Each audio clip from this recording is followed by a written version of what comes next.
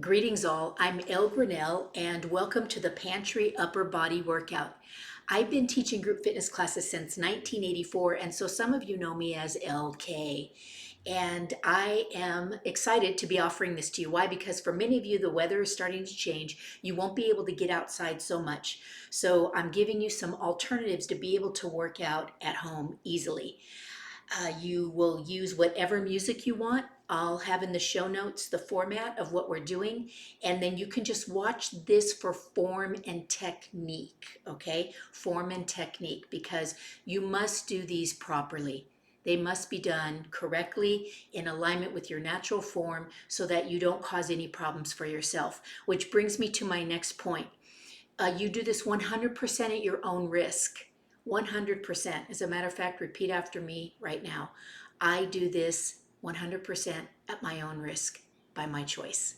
And I say that because you could have arthritis, you could have joint issues, you could have swelling, you could have issues, you could have hypertension, things that I'm not aware of that wouldn't be 100% wise for you to do all of the things that we're doing. All right, so I hope that makes sense. Release of liability before you begin.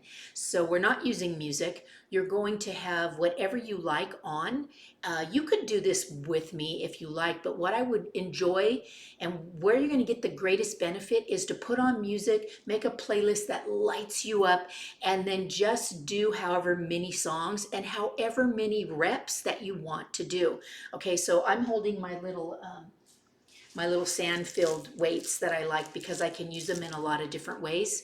But we're doing the pantry workout today because I also have regular weights. I do like my regular weights as well, but I want it to be simple for you, not to have to go out and buy anything.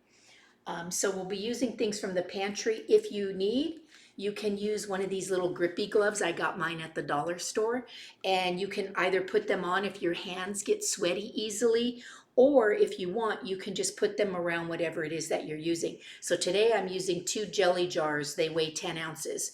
So you can find things, so you would have the 2 gloves if you sweat a lot or if you're worried about dropping, all right, dropping them. So you want to make sure that you have shoes on too so that your toes are safe if by chance they do slip out of your hand. And second thought, probably don't use glass, use metal. But I'm confident, I'm good. This is within my grip and we're good to go. Okay, so you could do 10 ounces, 12 ounces, 16 ounces as long as the grip is good. Something that you already have in the pantry. And so you're going to begin just by warming up a little bit.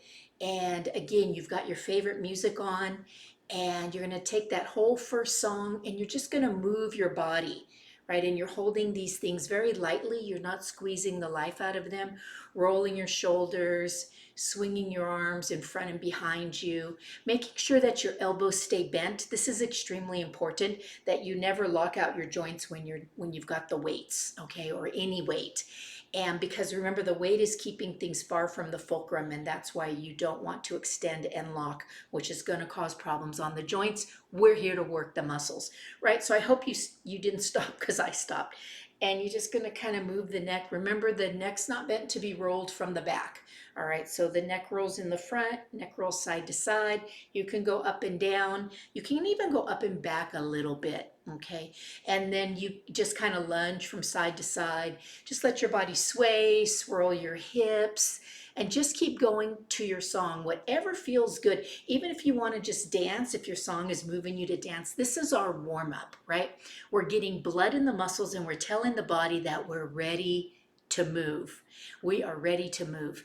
And so now let's get ready to move. So these things will be in the show notes below. What I want you to know is do as many reps as you can. Don't count them, just be on motivation. Do them as long as you want before you switch to the next. I just want to give you enough to be able to do these on your own. Okay, so let's start with, let's go big muscles first, because generally that's what you're supposed to do, big muscles first, right? So you're just gonna do some internal bicep curls. And what you're noticing is that I'm not dropping them much below my hips. Okay, it is bad to swing them out and in like this. Sorry, you kettlebell lovers, but it locks the joints, which is not healthy, especially for us older folks. Okay, so you want to actually place them and place them. Okay, and so you can keep moving, you can keep dancing a little bit, and I'm not going to do that because I want you to see more about the form and the function, but I'm just telling you, this is going to burn more calories than just this. Okay, but we're working on form, function, and we're going to be strengthening those muscles over time. Excuse me, I said strengthening, not building. Okay, all right, so see, that's a nice little internal bicep curl. I'm going out a little past my hips and the elbows are staying flexed. Okay, now this one, you're going to actually see my elbows are still bent. I can't stress that enough. It's super important. And then you're only going to take it to your waist. Lower, lift, lower, and lift. Okay, because the biceps are a fairly big muscle, so they can handle this. And then you can do all the variations of this. So you can alternate the curl. Okay, you did them together, you can alternate them. You could just do one at a time. Okay, you could do, just make sure that you also do the other one. Doesn't matter if you get exactly the same amount of reps in, it does not, because your body is going to tell you if you're over or under doing it generally. Okay, so you can alternate them. Just notice that I'm not lifting them too much up past my waist. Why? Because now I've got, this is momentum. It's not helping. It's good for burning a few extra calories, but we're working on toning the muscles because a dense muscle, muscles that are dense burn more calories even while you're sleeping. Okay, so that's the next one. So we had the internal reps. We've got the lower bicep curls. Promise me you'll only come to your waistline. Now, granted, some of us have a waist up here. That's okay. That's fine. You're just getting a small range of motion and you are not locking those elbows below, right? You're staying flexed, flexed, and flexed. And now you can add a small variation to this one where you flex and pull back. So you're going down and tuck and down and tuck. So again, I'm not dropping them so low that my arms are locking and I'm getting any momentum. You're going down just a little past your hips, coming up to the waist and pulling back. Now we're engaging more muscle groups, right? You should be able to start to feel this in your scapula. The retraction that's necessary to go like this helps build those muscles in your back, the muscles that are in between your shoulder blades. And what those do is they help keep us tall and proud. Okay, now you may be starting to feel like your hands might be tingly by now, especially if you don't really work out regularly. And so all you're going to do is take a break. You're going to take a break, you're going to ditch your weights, you're going to shake it out, and then you're just going to have a dance section. You're going to finish out dancing to the rest of that song because your motivation playlist is killer. Okay, I'm going to remove my glasses because I generally don't wear them when I work out because I do start to perspire and then they slide off my nose. Okay, so we got some bicep curls. Okay, those were the big muscle groups. Now let's go a little bit more into the back, the scapular retractions that we were doing. So arms are at a right angle and you're just gonna open and close and open and close. Notice that my elbows are close to my core. They're close to my spine. Open and close. Okay, and then again, you can alternate that. You could just do one hand for as many as you like. You could just do the other hand, of course. You could do them together. You could do them opposite. Coordination, that one's good coordination, right? But keep the muscles in between your shoulder blades tight. So that's going to open your chest. So when you squeeze those shoulder blades together, it's going to open your chest. And then the other thing that I didn't mention, that would be a good time to mention now, is make sure that you have alignment. So when I'm holding these, I'm not like this and I'm not like this. I'm pretty much right in the middle, and you're going to do the same. Even when you're doing the bicep curls, right?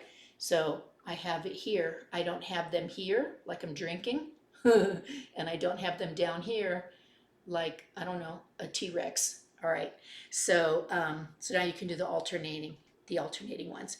Then you can reach up into a tiny little X or Y, YMCA to your hips. The Y into your hips. Okay, again, I want you to notice the alignment of my wrist is a natural alignment. They're not pulled back. They're not hunched forward. They're not dropped low. Okay, they're just right, as Goldilocks would say. So you're going to go Y and then tuck those elbows slightly behind you. So Y, elbows slightly back. Why? because it's going to work more of your muscle groups. Now, when you're tucking behind you, besides the scapular retraction, you also will start to feel it a little bit in your pectorals, okay? And again, alternate together, just one, but tuck them a little bit behind your back, little bit behind your hip, okay? So that they're not coming in front of you, being lazy. Okay, that one's fun. Okay, now let's go to triceps. So with triceps, you're gonna right angle your elbows, bring them forward, and then just dip them back and come forward, and back and come forward. Okay, now what's important about this one is same thing. Would you notice that I am not locking my elbows? So I'm not locking. Okay, they're staying a little shy of locked. And they're also not dropping down and coming back, because again, that's momentum. And momentum is cheating. Stop cheating. It's not helping. It's also not good for your joints, okay? So soft, curl. Now what you can also do mentally when you're doing these for your triceps, you want those elbows to be up by your shoulders, meaning you want them to be up, not down, okay? And then higher is even better if we're talking triceps. It's a little muscle right here, but it does get flappy on windy days if we don't keep it strong. All right, so your elbows are in, they're not out. You're going back and forward. And again, not locking the wrist, you're not locking the elbows. You've got that nice neutrality in the way that you're holding these so that your wrist is not flexed. All right, I hope you're on board with me and that you're actually starting to feel this already.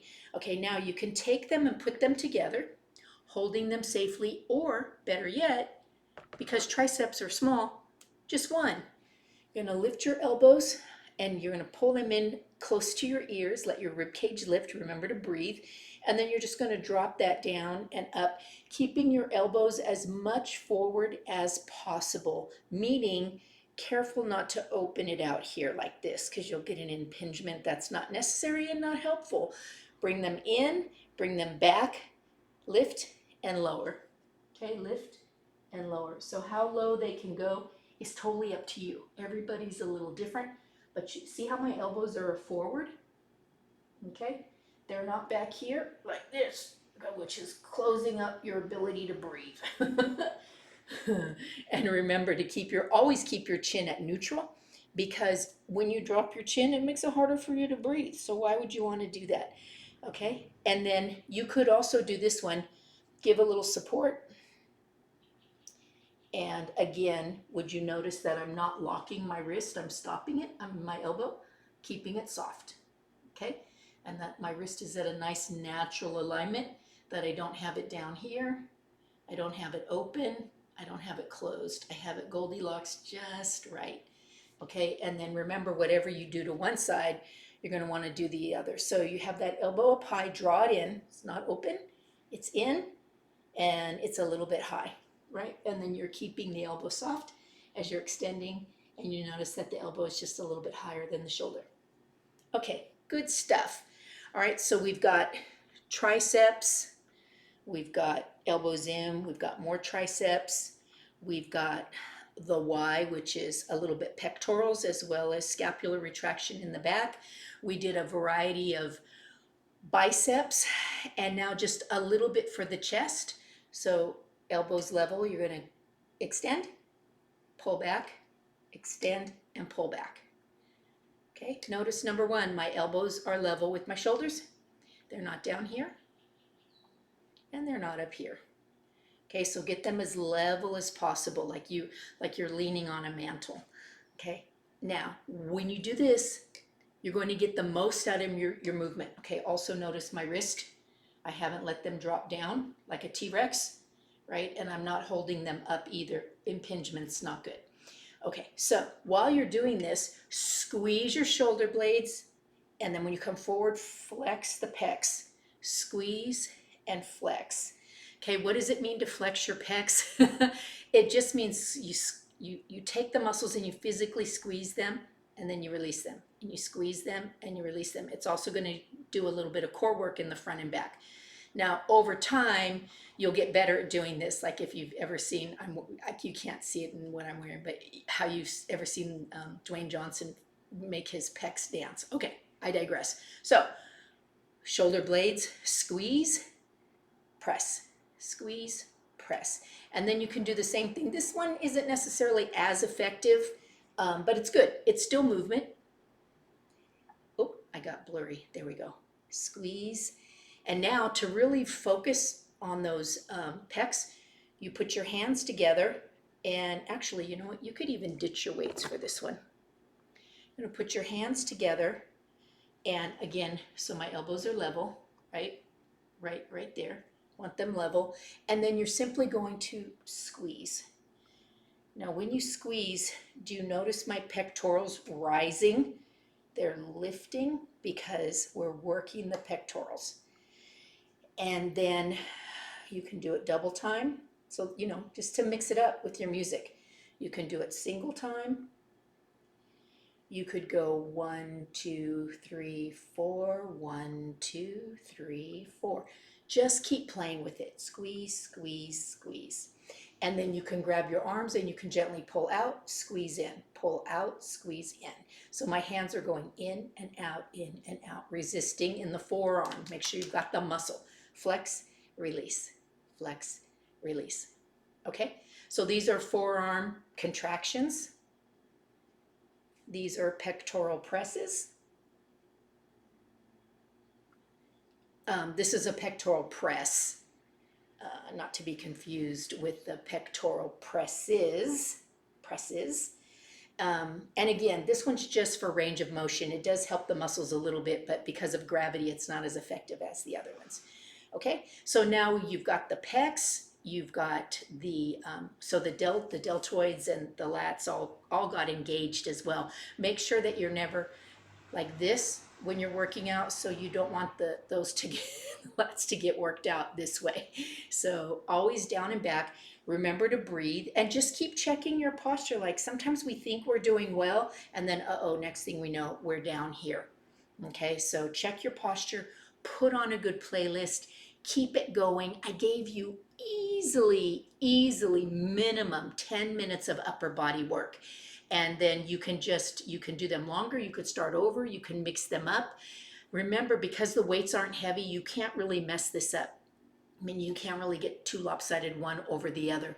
But what you can do is cause problems with impingements and other things by holding the weight incorrectly and by locking out those joints. Okay, so you're avoiding that and this. So those are your be careful 1, 2, 3s. Relax, keep them flexed, right? Not hyperextended, and to keep natural alignment, which is right here in the middle.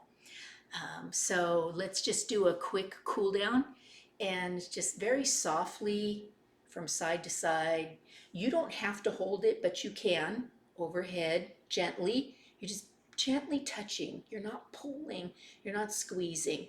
Reaching behind you, lifting the chest. If you're comfortable, drop down while you're still holding, totally optional. This is my favorite one, bear hug. And just, I love you so much, you're the best. And then recross, other arm on top. Like, thank you. This might be the best hug you get all day. So enjoy it. And then just putting the fingertips down because there's no weight, right? And then palms up, and then just kind of rotating them in, rotating them out. Again, kind of like just the warm-up, side to side, little rotations, a few shoulder rolls forward and back. However you're comfortable. Breathe up. Oh, stretch your spine high to the sky. And then let it down. Come to heart center. And just thank your body for everything it does for you every day without you having to ask, because it loves you so unconditionally. All right, reach out to me if you need any assistance or have any questions. The way to reach me is in the show notes. It's in my link tree. Please, please, please text me, email me, or however you like to communicate. I'm not really on social media except for here, YouTube. So that's not the best way to reach me is what I'm trying to tell you. All righty, you can do this every day. People have said, well, you need to alternate your upper and lower body workouts. Yes, if you're taking them to muscle fatigue. That was not muscle fatigue. It was a little bit of a muscle workout. I hope you felt it. I feel it. And it makes you feel good. Remember, a muscle that becomes more dense, the fibers, when they get tighter, the fat doesn't get trapped, or not trapped, but in between them. They create more heat. They need more energy. They burn more calories. And then also when you work out and you're having the weights, the muscles when they flex are kind of massaging, giving your bones a hug. And it's this hug that helps release the calcium. So it's not just enough to have the calcium. You want it to be able to be movable, released. I'm using very layman terms to help you understand. So basically, your muscles will hug your bones, and that wonderful feeling of being hugged will allow the bones to release more calcium all the way out. And you'll notice that your bone density will increase. So I've seen that a lot in the senior classes that I've taught. I hope you enjoyed this. What I would like is for you to memorize these moves. I'll have them in the show notes so that you don't need to watch this anymore. Remember your form, remember to breathe, remember the do's and the don'ts for your technique, and just have fun. Okay, soon I'll be working on a mat core for beginners, and I'll make one for all three now that I'm talking out loud, and then one for the lower body as well. Okay, so until then, stay happy and healthy, my friends. Thanks for sharing this time with me, and I'm looking forward to more time again with you soon. Oh, also, I couldn't play music because YouTube will not let me. It's copyright infringement, and I'm not a rule breaker like that. That's why I also told you, make sure that you're doing this at your own your own availability, your own will. You know what your levels are, and you know what your medical preconditions are. And have fun. I so miss my group fitness classes. Hi to those of you that were in my classes for 10 years, 12 years, 15 years. I miss you. Big virtual hug for now. Aloha always and in all ways. Bendiciones until I see you again.